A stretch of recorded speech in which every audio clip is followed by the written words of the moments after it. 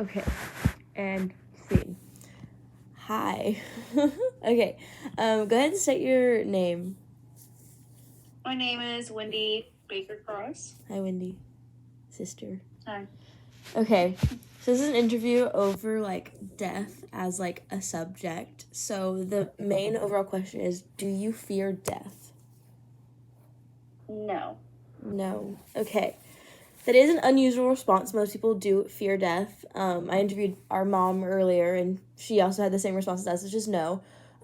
So where do you think this unusual response stems from for you? Probably because in our life we've experienced loss frequently. And I think from that, a good thing that was learned is that you can't fear death because it's going to happen. So accepting that that's a part of the cost of living came from, I guess, just losing people from, such a young age and it just staying kind of consistent. Okay. Pretty much how my response was too.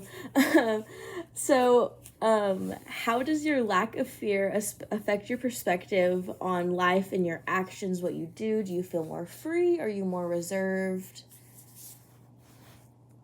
I mean, I'm definitely just a cautious person by nature, but it's not for fear of death.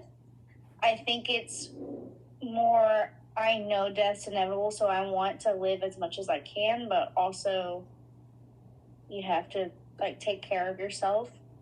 I feel like it does take a lot of pressure away, and it doesn't make me, I don't worry about, I have no time. I don't think about that.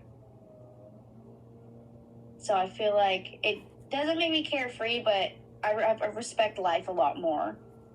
And I respect a lot of experiences a lot more. Vibes. Okay. That's kind of how my response is too. Okay, so my third and final question is going to be, how does your lack of fear affect your relationships with others? Do you feel like it makes it easier to connect with others? It makes it harder since most people might be afraid? Do you feel like it brings you a lot closer to certain individuals, like ties you closer to your family?